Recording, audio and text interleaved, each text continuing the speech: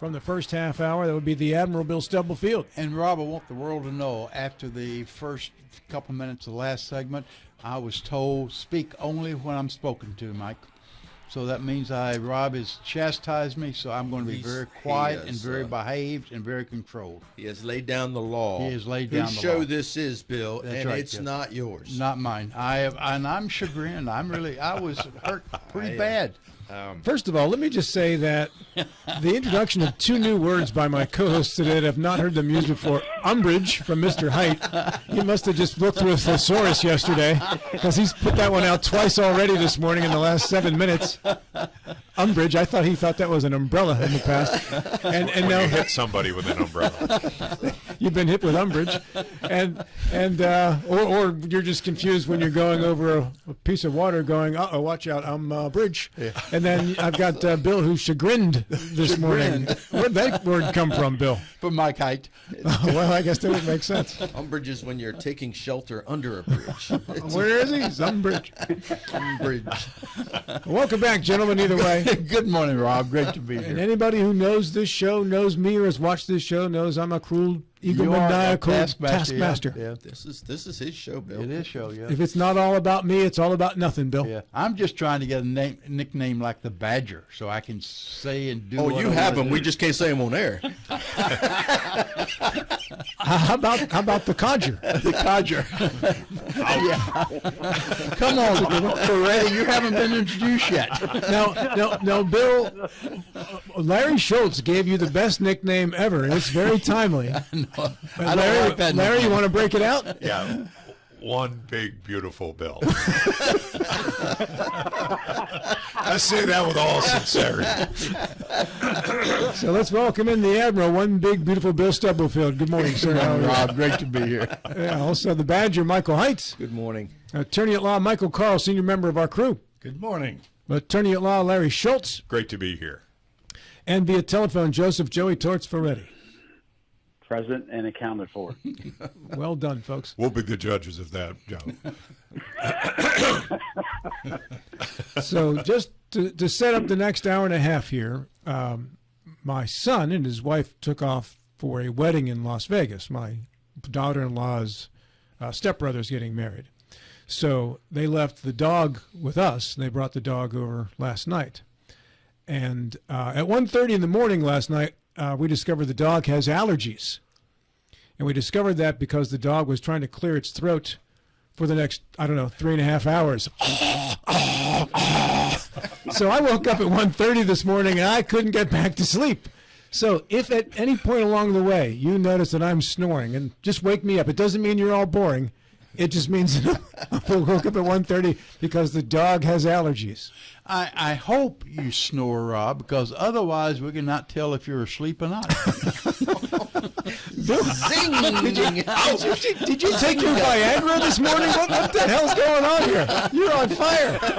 Bazinga! Huh? What's going on over there, Bill? Just trying to keep up. You're doing well. You're doing well. All right. Hey, our leadoff hitter, as usual, Mr. Joseph Joey Torts Ferretti with issue number 1. Good morning, everybody. Well, Rob, as I often like to do, because history shows that we've been through many problems before that speak to the current day issues that we have to deal with. So I refer back to the year 1919 when President Woodrow Wilson was working 20 hours a day trying to finish up the Treaty of Versailles and trying to get off the ground his idea for the League of Nations, which we know became the template for the United Nations, which exists still to today. President Wilson embarked on a nationwide train trip at the time because he was trying to lobby people. A lot of Republicans were against the idea of the League of Nations, and he was trying to gather support for it domestically before he could take it to the rest of the world. As he was running around the country, he was also dealing with a virus that was a remnant from the 1918 pandemic, and he wasn't feeling well. Well, we know that he suffered a debilitating stroke. His body was paralyzed. He was unable to speak clearly afterwards. He was often fatigued. He became nauseous after every meal and showed signs of forgetfulness, and he was unable to walk. his wife Edith, and a personal physician at the time, a guy named Cary Grayson, they hatched a scheme to keep cabinet officials, congressmen, and even close friends of the president at a distance. His wife would actually review documents and meet with domestic and foreign dignitaries to try to get legislation moving through Congress and to get the executive branch's approval for that legislation. This went on for over a year. And if you read up on this period of time, historians, some of them will tell you that it was actually Edith Bowling Wilson who was our first woman president. The Constitution at the time, under Article 1, did have a presidential succession provision in the Constitution as to what to do when the president either died in office, resigned, or became debilitated. But it didn't really spell clearly what needed to be done in those situations. It was not until 1967 that the 25th Amendment was ratified, setting forth a little bit more of a clearer statement about presidential succession.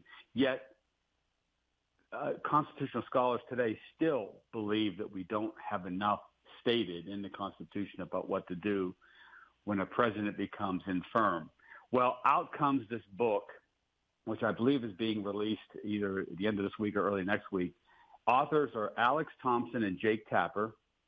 Mr. Tapper is known as one of the CNN guys, who actually moderated Joe Biden's ill-fated debate that occurred in June of last year. The new book is about President Biden, and it details numerous accounts about Biden's inner circle and the efforts made to protect him because he was starting to fail in terms of his mental abilities. The book, interviewing Biden people, over 200 sources, accounts for efforts to minimize the president's public appearances, the media scrums that the president's often take questions at his limitations on speaking off prompter.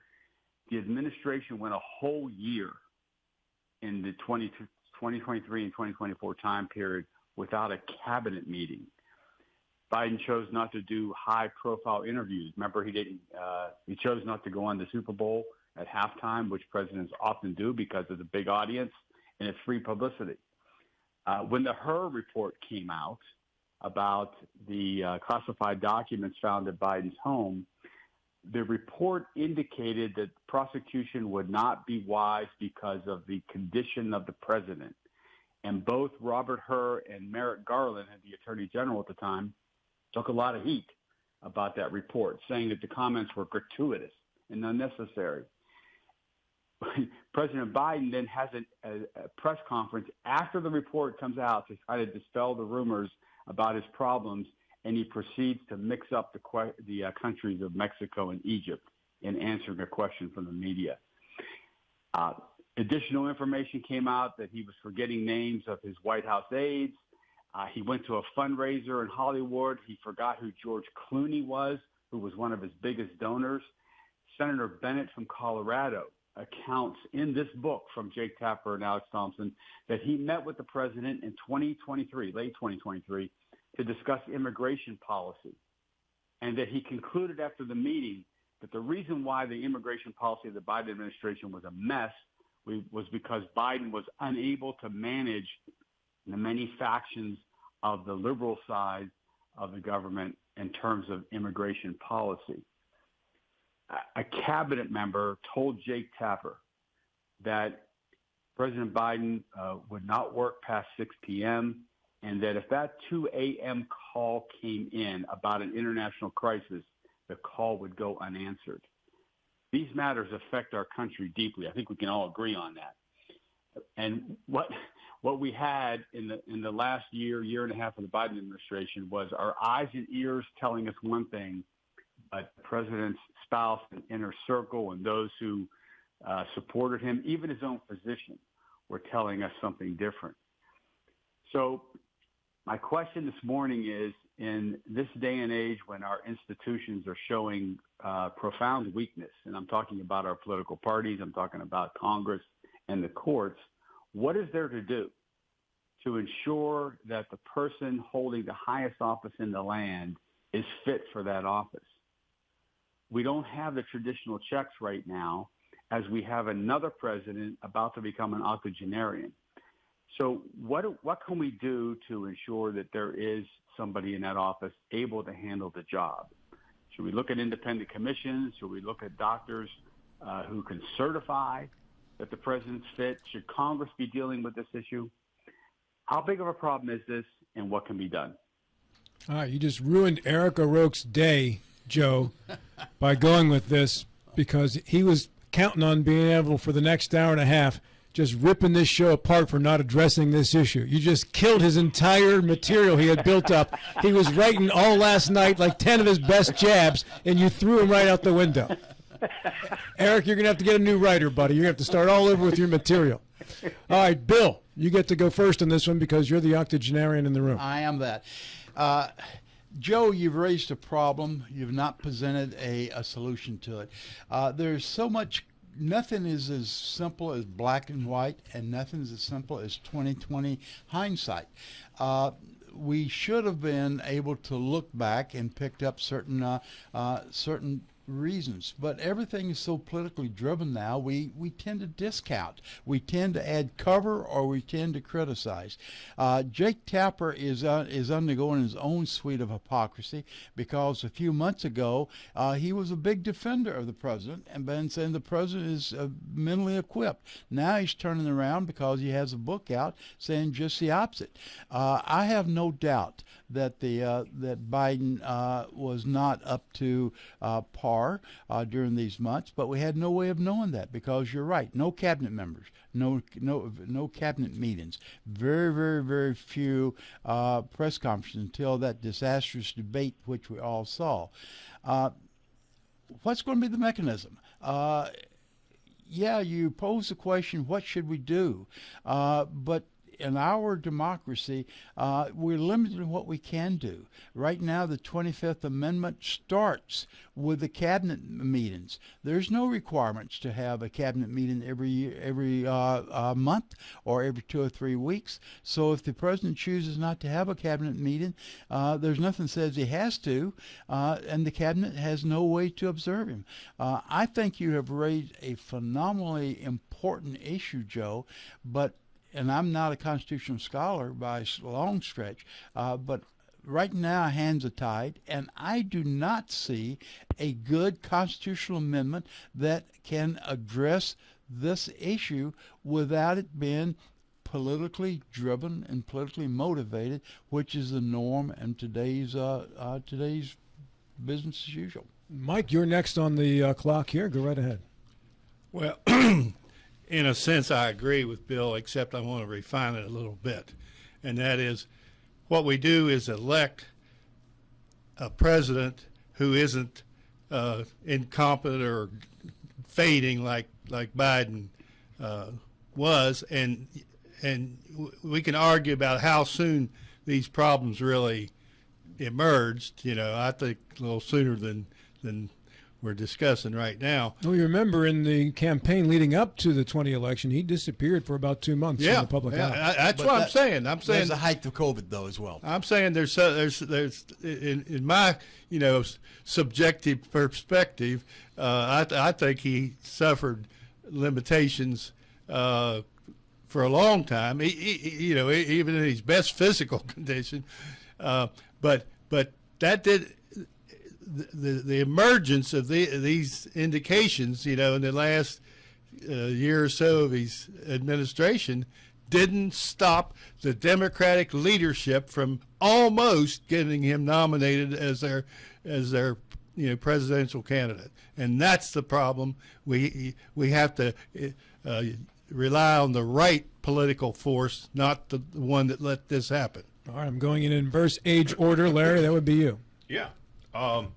This is an interesting topic.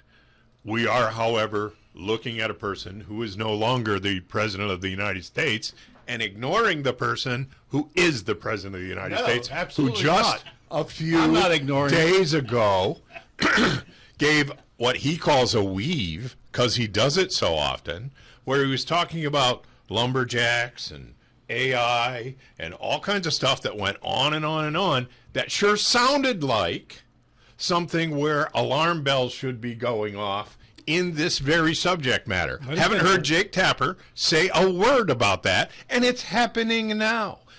To be fair, although Joe Biden did have some problems, and they were clearly bigger than we were allowed to know, it didn't really hurt us. Donald Trump is hurting us every single day, and that ain't going to get better. That's going to get worse. I mean, we've all seen that sort of thing, and he is just about as old as Joe Biden, and so, you know, he's maybe, 3 years younger? 3.25 years younger, something like that. And so I think that's the guy we ought to be focusing on. And I would love to see Jake Tapper's book about the guy who is actually president now, not slapping around the guy who is no longer the president. Nobody, and I don't